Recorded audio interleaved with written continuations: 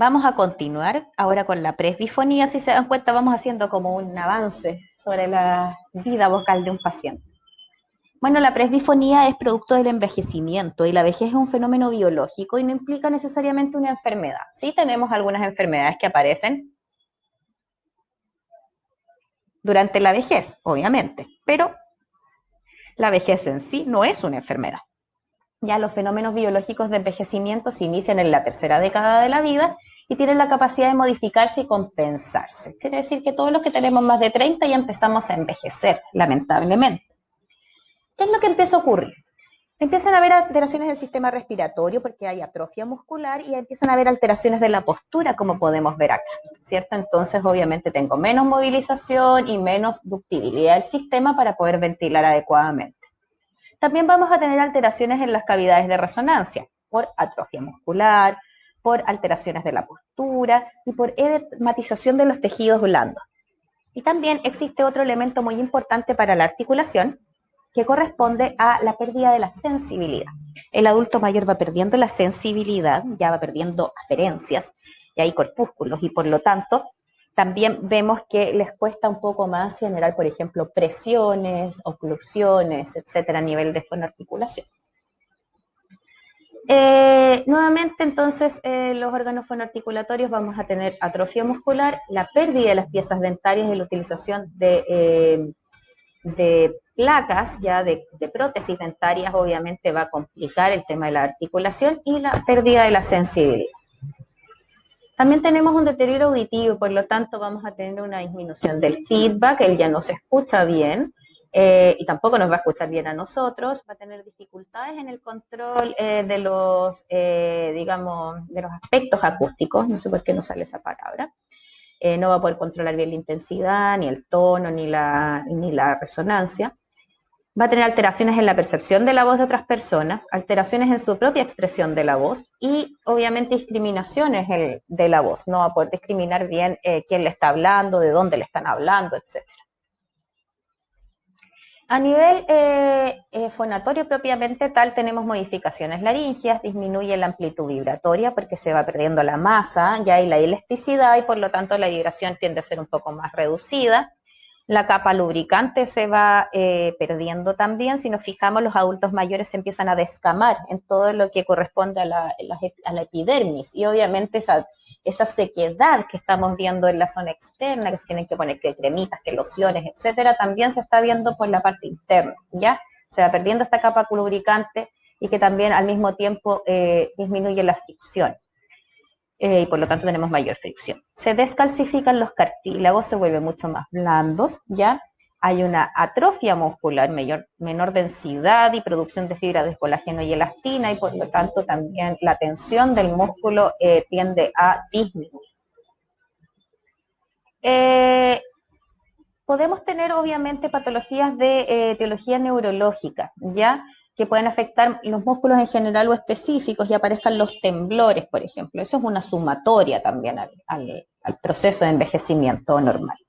Y los cambios psicológicos que van teniendo los adultos mayores que van perdiendo la necesidad de comunicar y se van retrayendo. Y que muchas veces el retraimiento se da porque siente que el resto no lo escucha, no lo entiende y porque claramente sus patrones, sus paradigmas psicológicos son completamente diferentes a los paradigmas de las nuevas generaciones y por lo tanto las nuevas generaciones no los comprenden, el adulto mayor tiende a frustrarse con mayor facilidad, la otra persona no lo escucha, empiezan toda esta necesidad de ¿para qué voy a hablar si nadie me ve? Bueno, hablamos de voz presenil, ¿ya? Entre los 49 y los 77 años. Ya actualmente yo le bajaría un poquito, de hecho, ya hasta como los 70 años podríamos hablar de una voz presenil y después ya hablamos de una voz senil propiamente tal. ¿Qué pasa en este estado entre los 49 y los 77 años? Primero hay cambios hormonales. Ya en los hombres se reducen los andrógenos y en las mujeres descienden los estrógenos, ¿ya? Por lo tanto, las laringes se vuelven menopáusicas en el caso de las mujeres, ¿ya? Y son laringes, la laringe tiene receptores de estrógeno, ¿ya? Y al dejar de percibir estos estrógenos, la voz empieza a virilizar, ¿ya? Y se vuelve un poco más grave, ¿ya? En los hombres ocurre lo contrario, como ya no tenemos tanta cantidad de testosterona, la voz se empieza a volver un poquito más aguda, ¿ya? Por lo tanto, hombres y mujeres después de los 80 años tienen una voz bastante similar, ¿ya? Se puede observar pliegues edematosos, pérdida de los agudos y una resonancia de tipo pectoral. Ya son unas voces bastante secas, ya no es una voz que se escuche muy brillante, sino que son voces más bien opacas y que se siente muy de pecho la voz, muy sin agudos brillantes, ya una voz como bastante plana, armónicamente hablando. También vemos temblor, ya, y esto se da porque las neuronas empiezan a presentar signos de atrofia y degeneración nuclear. Existe una acción lenta de la musculatura y una pérdida del vigor físico. Y este deterioro progresivo de las funciones nerviosas trae como consecuencia el temblor y la pérdida de intensidad de la voz. Podemos observar también hipernasalidad porque los tejidos blandos presentan un estado de edema crónico y por lo tanto empiezan a dejar de movilizarse con tanta premura y rapidez y podemos encontrar una hipofunción velofaringea y una tendencia a la hipernasalidad. En las abuelitas se tiende mucho a que hablen como así. También por el mismo tema de la musculatura respiratoria y el aumento de la densidad pulmonar, la pérdida de elasticidad, etcétera, tenemos finales áfonos ahogados, ya como que le faltara el aire al abuelito al final de la fonación, como que sale muy aireada la voz, ya muy cortita sus emisiones, ya, y alta fatiga vocal, porque obviamente requiere mucha más ventilación para producir la fonación. Se produce pérdida en el timbre y la prosodia, ya esto debido a todo lo que ya les he comentado, pérdida de elasticidad, modificación del tamaño y textura de los órganos de resonancia, va a haber una reducción, o sea, una menor amplificación del sonido, se va a modificar el timbre, las calidades, las resonancias, va a haber deficiencias melódicas, la voz se vuelve mucho más plana y alteraciones rítmicas, ya eso, sobre todo si hay alteraciones de orden neurológico.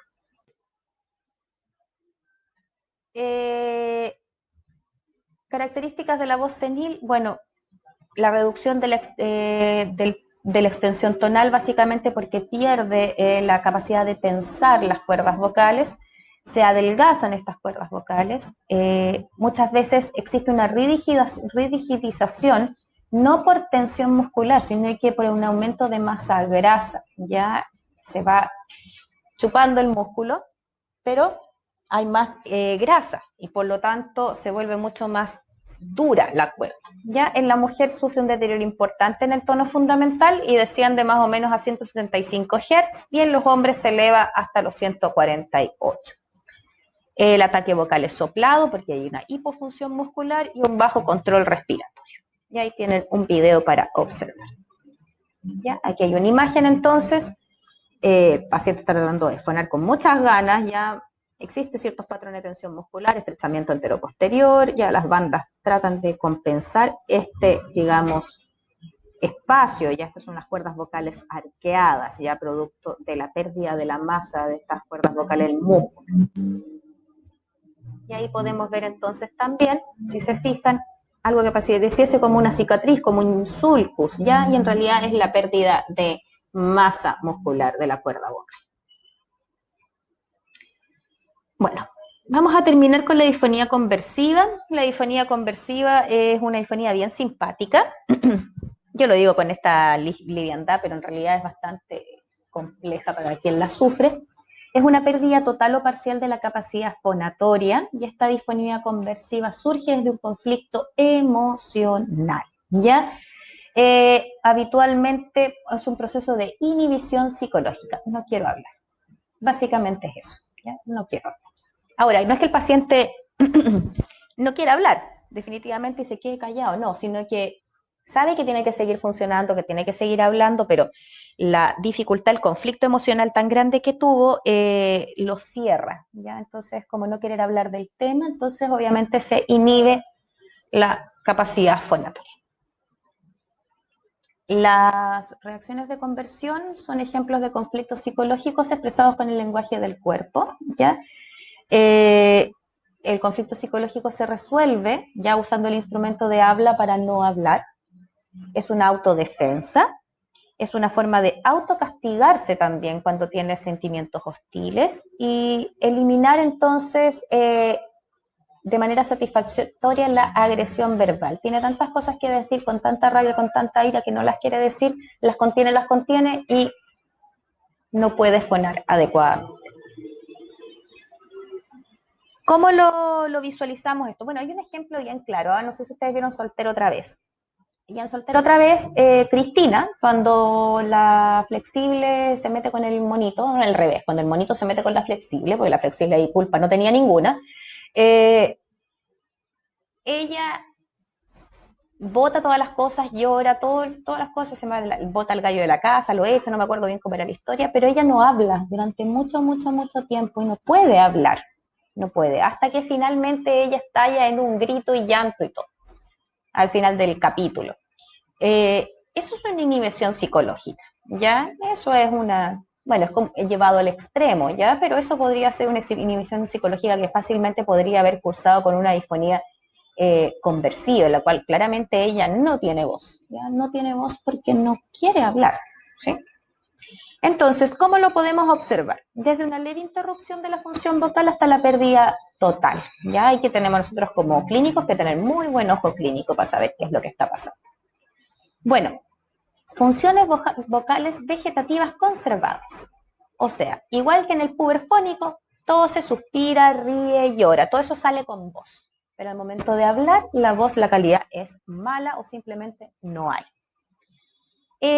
Puede darse de manera sumamente abrupta o puede darse con brotes. Ya quiere decir que después de cada conflicto emocional que tiene esta persona, queda difónico. Después se le pasa, vuelve a quedar difónico al rato después o por otro conflicto emocional. Entonces, cuando ya existe como una especie de historia clínica en la cual vemos que el paciente cada vez que está cursando por una situación de estrés importante queda difónico, nos estamos dando cuenta que aquí hay una inhibición psicológica. Pacientes describen a menudo una historia de estrés emocional o conflicto mental, por supuesto. Es bastante corriente que los pacientes identifiquen y atribuyan el principio de esta disfonía a un acontecimiento emocional o una crisis.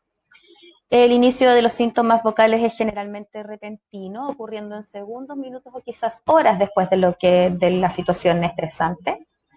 El 80% de los afectados por trastornos de conversión en voz son mujeres y el paciente sí tiene sensación de que le pica, le quema y le duele, ¿ya? Pero eso es netamente por la tensión. Ahora, ¿cuál es la posición de las cuerdas? Ya las posiciones de las cuerdas quedan en una posición longitudinal, ¿ya? Como cuerdas que cierran pero no cierran, ¿ya? Quedan ahí con un espacio entre medio de ellas, ya muy ligero, muy pequeño. La voz es así, súper difónica, pero súper soplada, que es la posición del susurro, ¿ya? Cuando uno susurra, tiene las cuerdas vocales semiabiertas, ¿ya? Con un pequeño escape de aire. La típica voz. Puede darse con un pequeño temblor algunas veces, pero es menos corriente. Signos laringoscópicos entonces, apariencia normal de la laringe, ¿ya? Y con pliegues abducidos, o sea, abducidos durante la respiración como corresponde. Y en la fonación encontramos que se abduce como si estuviese en reposo, ¿ya? O se abducen parcialmente en una aproximación laxa. Sin embargo, observamos que durante la tos, cuando o le piden carraspear o le piden toser, ya en la naso el paciente logra cerrar completamente sus cuerdas vocales, ¿ya? En otro caso nosotros estaríamos pensando que es prácticamente una paresia, pero no, nos vamos a dar cuenta que efectivamente al momento de toser, ya las cuerdas vocales van a juntar y eso descarta inmediatamente una parálisis o una paresia. El tratamiento es fonoaudiológico y psicológico. Ya el cómo se aborda tiene algunas técnicas específicas que vamos a ver en su minuto cuando ya estemos en intervención.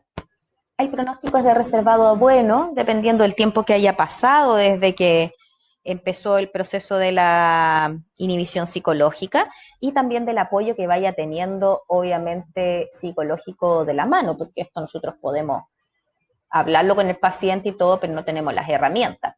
Ahora, en general, cuando a mí me preguntan, cuando yo cacho que cuando me cuentan la historia, también me encantan estas disfonías, me llegan muchas, de hecho, a la consulta, bueno, desde el año pasado que no estoy en consulta, pero cuando estoy en consulta me llegan muchas. Y cuando yo empiezo a hablar con los pacientes y me empiezan a contar que les pasó X cosa y quedaron disfónicos y toda la cuestión, entonces yo les explico que la laringe, al ser parte del cuerpo, es muy similar, no es lo mismo, pero se los hago entender así, a los dolores lumbares, los dolores de cuello y también a la de, ay, ¿cómo se llama esta cuestión? Se me fue el nombre ahora. Colon irritable. Que hay personas que se ponen nerviosas, pasan un mal rato, colon irritable. Hay personas que se ponen nerviosas, pasan un mal rato, dolor de espalda. Otros que les duele el cuello. Entonces yo les explico que esto pasa por un proceso de estrés, ¿ya? De estrés emocional o psicosocial, dependiendo de qué se refiera, en el caso en particular, y que obviamente la disfonía aparece como un síntoma más de esta situación, que yo la voy a ayudar a recobrar su voz, que va a estar bien, pero que si no acude un psicólogo para que le ayude con el manejo del estrés y resolver los conflictos, esto va a volver a pasar, ya que es lo mismo que si el colon irritable, yo no me cuido con la dieta, no me cuido hacer ejercicio, ni de tener momentos de distracción, etcétera, etcétera, y no me tomo los remedios, no se me va a quitar, acá exactamente lo mismo. Ya si yo no cumplo con la parte de la terapia psicológica, obviamente esto va a volver a aparecer. Ya hay que obviamente darles la indicación de que si vuelve a aparecer, ustedes siempre van a estar ahí para poder apoyarlos en la resolución de su conflicto de voz, pero que lo que está a la base es un conflicto de estrés emocional y que por supuesto tiene que atacar el problema y no el síntoma. Ahí está la bibliografía de la clase y sería todo por el día de hoy.